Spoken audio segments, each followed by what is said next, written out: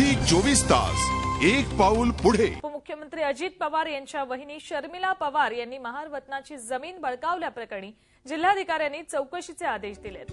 जिल्हाधिकारी विकास देशमुख यांनी मुळशीचे तहसीलदार आणि कुळ कायदा विभागाचे उपजिल्हाधिकारी यांच्याकडून अहवाल मागवलाय। जिल्हाधिकाऱ्यांचे बनावट आदेश तयार करून महारवतनाची जमीन बळकावल्याचा आरोप शर्मिला पवार यांच्यावर आहे।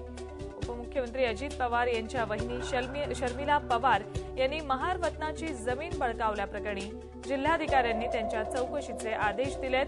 जिल्हाधिकारी विकास देशमुख यांनी हे चौकशीचे आदेश दिलेत। आपल्यासोबत आमचे प्रतिनिधी नितीन पाटोळे आहेत, त्यांच्याकडून या संदर्भातले अपडेट्स घेऊयात। नितीन, चौकशीचे आदेश देण्यात आलेले आहेत शर्मिला पवार यांच्या, याशिवाय आणखी कोण कोण यात आहे आणि त्यांच्याही चौकशीचे आदेश दिले जाण्याची शक्यता वाटतेय का? शुक्रवारी हे प्रकरण उघडकीस आलं होतं। मुळशी तालुक्यातील रिहे गावातील जी महारवतनाची जमीन आहे ते शेतकऱ्यांनी तक्रार केली होती। पत्रकार परिषद घेऊन या संपूर्ण प्रकाराची माहिती दिली होती। त्यानंतर या शेतकऱ्यांना जिल्हाधिकाऱ्यांनी माहितीच्या अधिकारात जिल्हाधिकारी कार्यालयाने जे पत्र दिलं त्यामध्ये देखील शर्मिला पवारांचा एक आदेश बनावट असल्याचं समोर आलं होतं। त्यानंतर काल या शेतकऱ्यांनी पौड पोलीस स्टेशनमध्ये तक्रार दाखल करण्यासाठी गेले होते, मात्र पोलिसांनी गुन्हा नोंदवून घेतलेला नाहीये। पोलिसांनी सांगितले की ते प्राथमिक चौकशी करतील आणि त्यात तथ्य आढळलं तर गुन्हा दाखल करतील।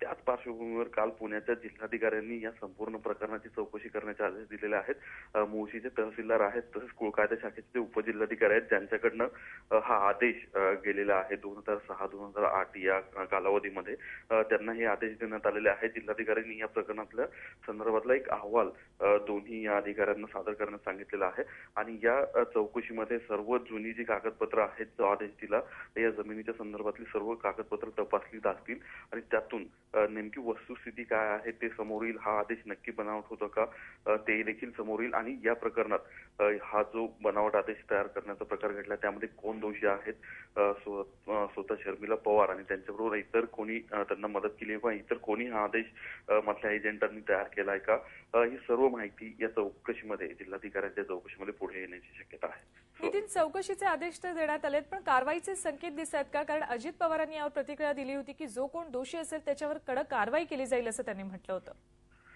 सुवर्ण निश्चितपणे कारवाई करण्यासाठी या शेतकऱ्यांकडनं आधीची जी कागदपत्र होती त्याचबरोबर त्यांना 2 दिवसापूर्वी जिल्हाधिकारी कार्यालयाकडनं माहितीच्या अधिकारात एक पत्र मिळालं होतं। त्यामध्ये स्पष्ट करण्यात आलं होतं की दुसरा जो आदेश आहे ज्या आधारे ही जमीन खरेदी करण्यात आलेली आहे तसा कुठलाही आदेश जिल्हाधिकारी कार्यालयाच्या दप्तरामध्ये उपलब्ध नाही, म्हणजे हा आदेश बनावट असल्याचं समोर आलं होतं। त्या पत्राच्या आधारे काल हे सर्व शेतकरी पौड पोलीस स्टेशनमध्ये गुन्हा दाखल करण्यासाठी गेले होते, मात्र पोलिसांनी गुन्हा दाखल करून घेतलेला नाहीये। त्यांचा तक्रार अर्ज स्वीकारलेला आहे, ही कागदपत्र पोलिसांनी घेतलेली आहेत।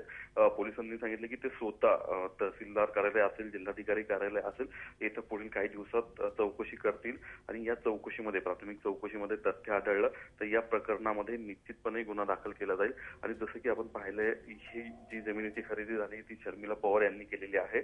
एक पॉवर ऑफ अटर्नी धारक एक महिला आहेत त्यांच्या मध्यस्थीनं ही खरेदी झालेली आहे। त्यामुळे त्या शर्मिला पवार यांच्यावर या सगळ्या प्रकरणामध्ये शर्मिला पवार हे मोठं नाव पुढे येत आहे। चौकशीचे आदेश तर देण्यात आले आहेत, कारवाई सुद्धा होईल अशी अपेक्षा करूया। जे दोषी आहेत त्यांच्यावर धन्यवाद। या संपूर्ण माहितीबद्दल उपमुख्यमंत्री अजित पवार यांच्या वहिनी शर्मिला पवार यांनी महारवतनाची जमीन बळकावल्याप्रकरणी जिल्हाधिकाऱ्यांनी चौकशीचे आदेश दिलेले आहेत। झी 24 तास एक पाऊल पुढे।